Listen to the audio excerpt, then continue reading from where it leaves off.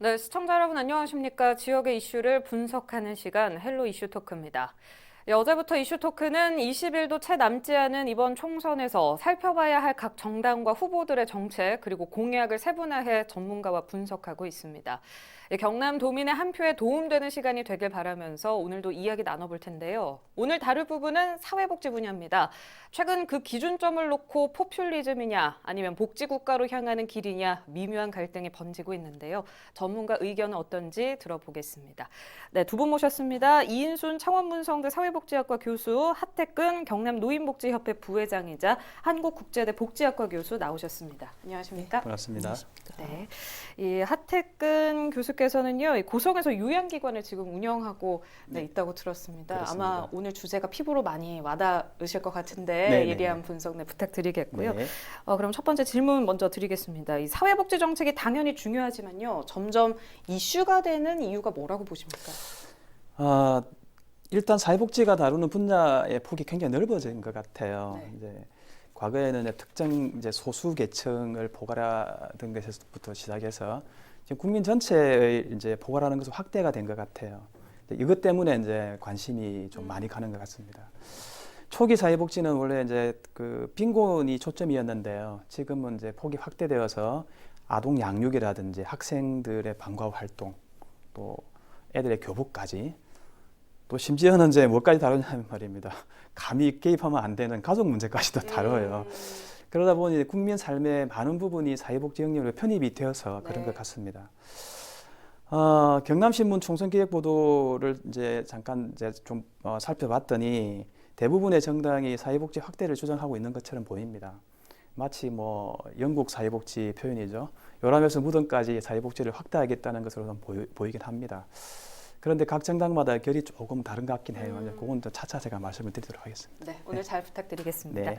예, 코로나19 사태로 사회복지 필요성이 아마 더 부각되고 있지 않나 싶은데요. 유권자들의 관심도 당연히 이쪽에 몰려 있을 것 같습니다. 예, 각 당의 사회복지 관련 정책들이 있으면 이 교수께서 좀 짚어주실까요? 네.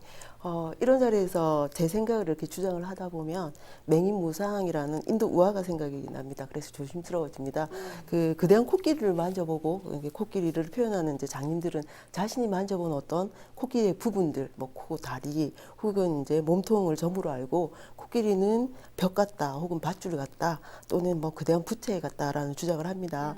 정답이 될 수도 있고요, 아닐 수도 있고요. 이번 총선 후보들이 공약으로 내세우고 있는 어떤 정책들도 그렇지 않나라는 생각을 합니다.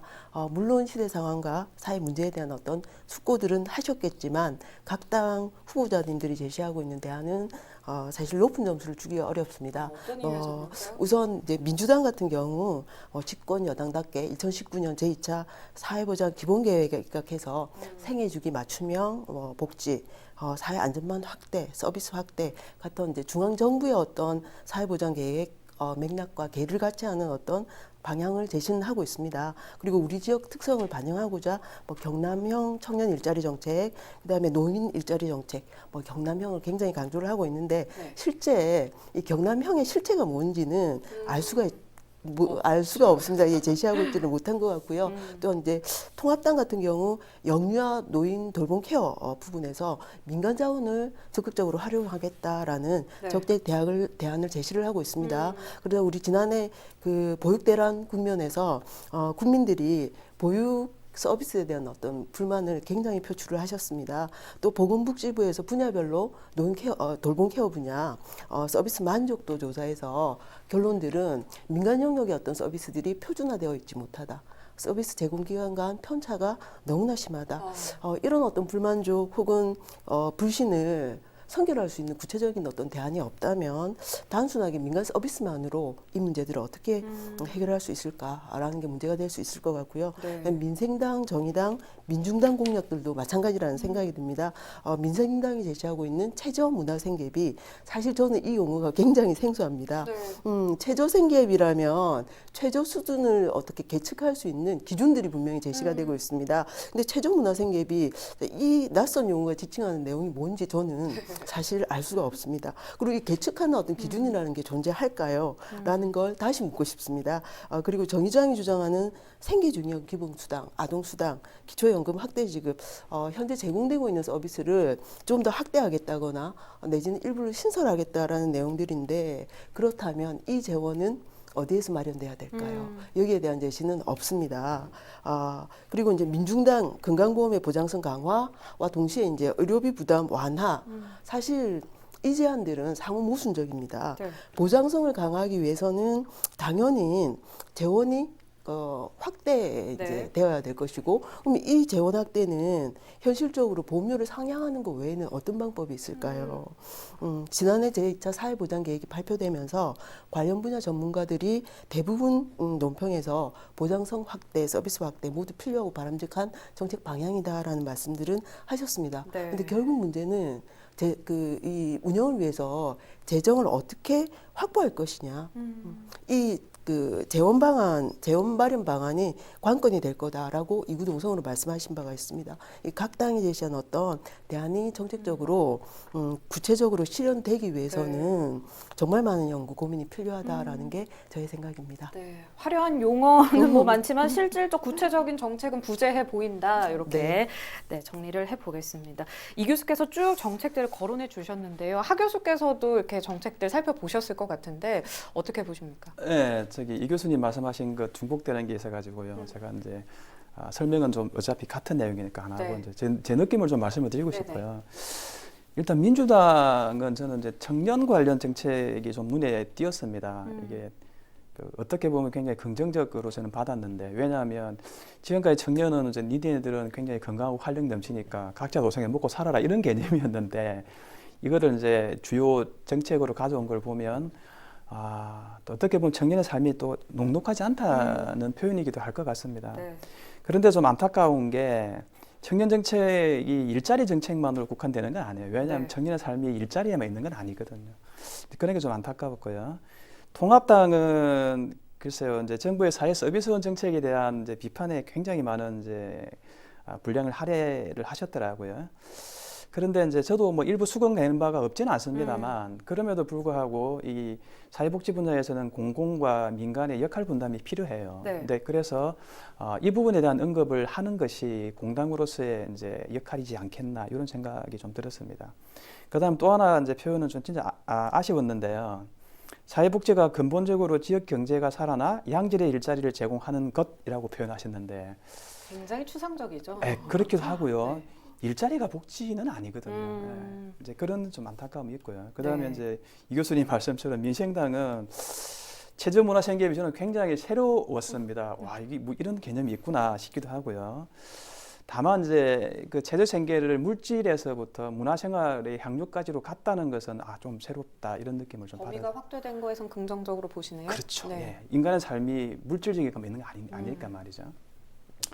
다음에 이제 정의당은 이제 이 교수님 말씀하신 것처럼 이게 일단은 국민적 동의를 어떻게 얻을 것인가가 굉장히 중요한 관건인 것 같아요. 그다음에 두 번째가 저도 마찬가지로 재원은 어떻게 마련할 건지 이제 이게 중요한 것 같고, 그다음 민중당도 좀 마찬가지입니다.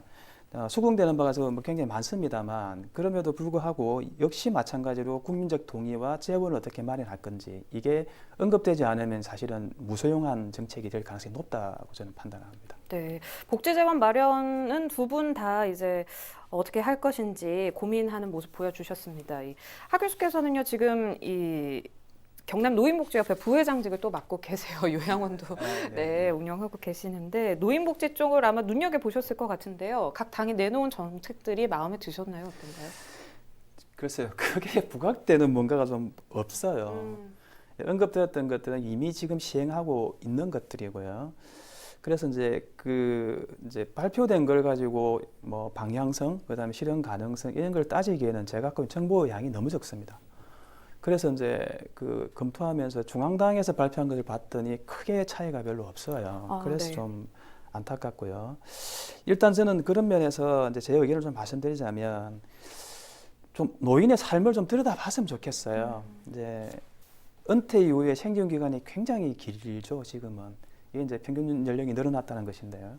그러다 보면 이제 그 노인의 소득이라든지 여가, 그다음에 건강, 주거, 또 사회적 관계망 등 다룰 곳이 굉장히 많습니다. 네.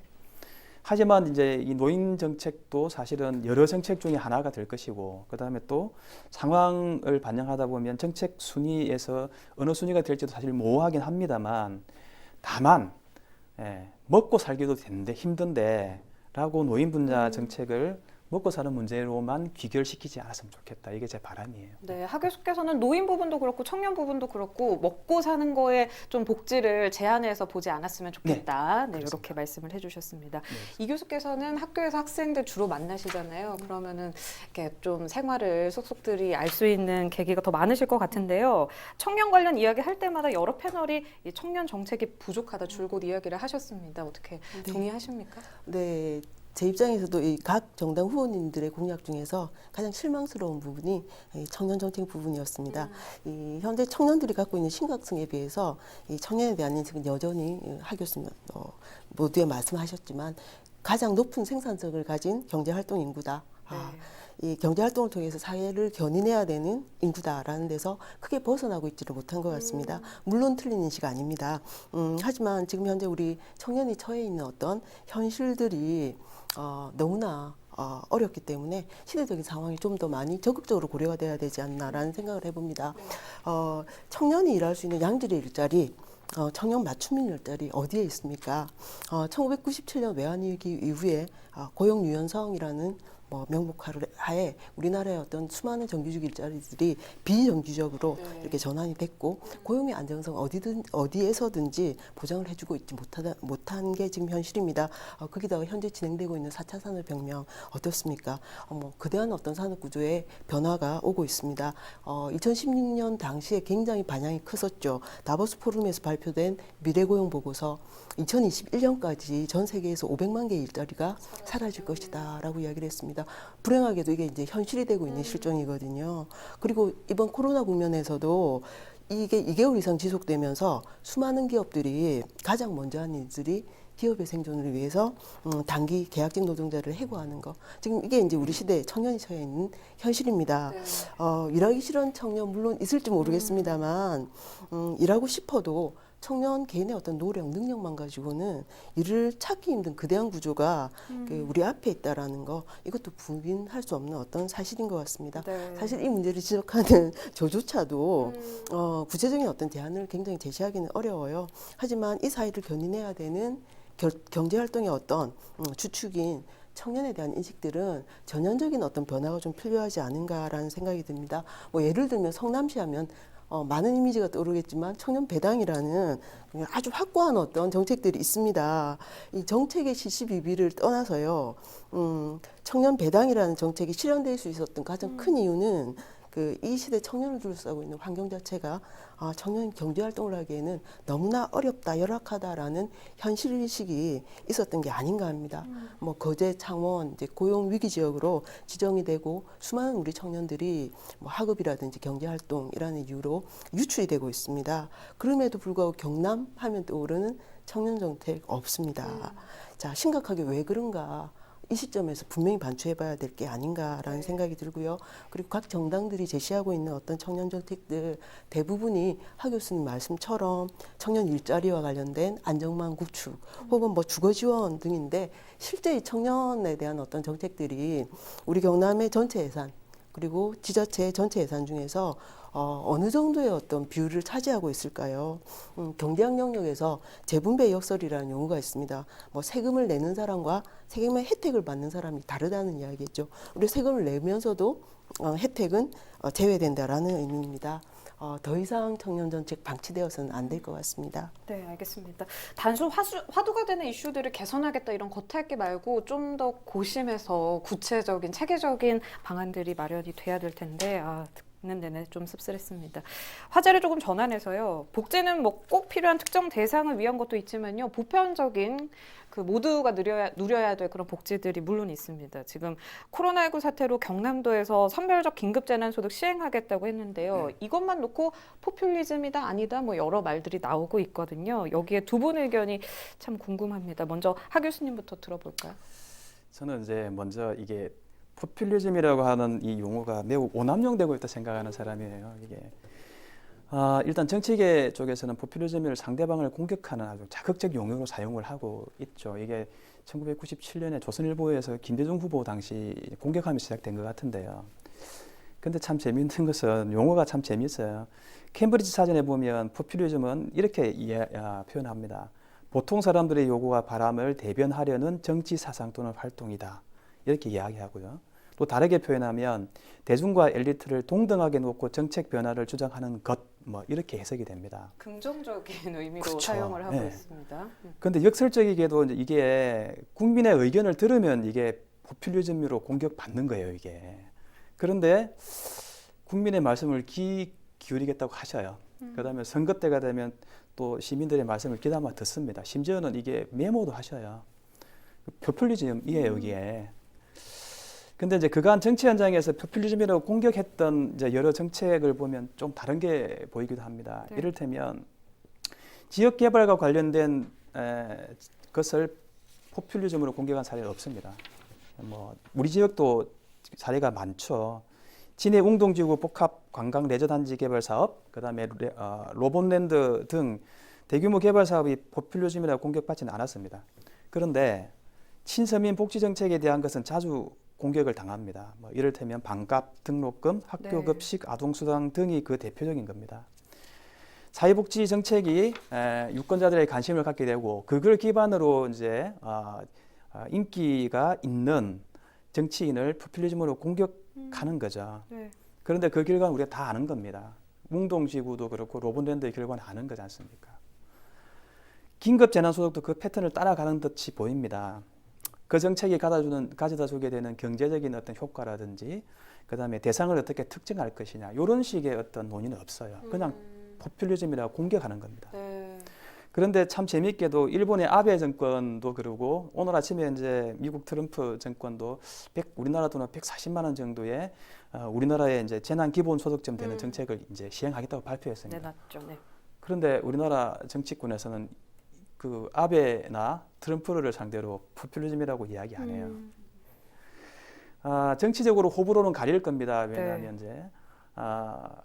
이제 그런 상황들이 있었기 때문에 그렇습니다만 일단 부자한테 돈 쓰는 것은 투자라고 하면서 왜 빈민에게 돈 쓰는 것을 비용이라고 하는지 모르겠다고 했던 룰라 전 브라질 대통령의 말은 울림이 굉장히 큽니다. 그 점에서. 네, 알겠습니다. 워낙 그 선거철만 잠깐 보여주기식에 급급하다 보니까 이 긍정적인 포퓰리즘이라는 단어도 부정적으로 계속 사용이 되는 것 같습니다. 그렇죠. 네. 복지 전문가 후보는 일단 없지만요. 도민의 생활과 아무래도 이 복지가 밀접하다 보니까 각 당이 고심해서 정책들을 내놔야 하지 않을까 싶습니다. 어디에 초점을 맞춰서 좀 고심했으면 좋겠다 의견 있으십니까? 이번 코로나 국면은 우리 사회에 많은 자극을 주고 있는 것 같습니다. 그 중에서도 뭐 드라이브 스루 같은 창의적인 아이디어를 통해서 우리 사회의 어떤 집단적인 지성이 제대로 활용만 된다면 전 세계를 놀라게 할 문제 해결 능력이 될 수 있다는 것도 증명이 된 것 같습니다. 네. 뭐 복지 분야도 다르지 않다고 생각합니다. 물론 뭐 특수한 영역들이 있습니다. 예를 들면 우리 경남 같으면 상대적으로 취약한 정치 보건 영역, 보건 영역 인프라를 구축하는 데는 당연히 전문가의 전문성이라는 것이 필요할 것입니다. 그런데 이제 실제 기업 복지라고 이야기를 한다면 기업 밖에 있는 전문가보다는 기업을 경영하는 경영자가 근로조건 혹은 생활 조건을 개선해주고자 하는 어떤 노력을 할 때 훨씬 만족스러운 어떤 복지 상태가 구현될 수 있기 때문일 겁니다. 그래서 복지 정책 영역에서도 코로나 국면에서 이렇게 높이 평가됐던 어떤 정보의 투명성, 명확성, 그리고 자발적인 어떤 시민의 참여 같은 자원을 잘 활용만 할 수 있다면 그 방법만 마련될 수 있다면 굉장히 창의적이고 효과적인 어떤 정책이 만들어지고 실행될 수 있지 않을까 생각이 됩니다. 뭐 이미 이제 우리 사회는 네트워크 사회에 깊숙이 진입해 있습니다. 정부 독점력은 약화가 되고 지역 주민들은 정보 공유, 그다음에 발언권이 강화가 되고 있거든요. 어떻게 하면 지역 주민을 더 참여시켜 줄 수 있느냐? 이것들이 이제 지방 정부 혹은 중앙 정부의 행정 전문가, 정치 전문가들이 고민해야 된 부분이 아닌가라는 생각을 해봅니다. 네, 알겠습니다. 더 듣고 싶은 말이 참 많은데 시간 관계상 여기까지 듣도록 하겠습니다. 네, 오늘은 이인순 창원 문성대 사회복지학과 교수, 하태근 경남 노인복지협회 부회장이자 한국국제대 복지학과 교수 모시고 이번 총선에 주목해야 할 사회복지 분야 쟁점들 살펴봤습니다. 삶의 가장 직접적인 부분이기 때문에 시청자분도 오늘 꼼꼼히 짚어보셨을 거라고 생각합니다. 유튜브 채널 헬로 경남 통해서 놓친 부분 다시 보실 수 있으니까요. 총선 전 여러 공약들 확실히 챙기셨으면 좋겠습니다. 헬로 이슈 토크 여기서 마칩니다. 시청해주신 여러분 고맙습니다.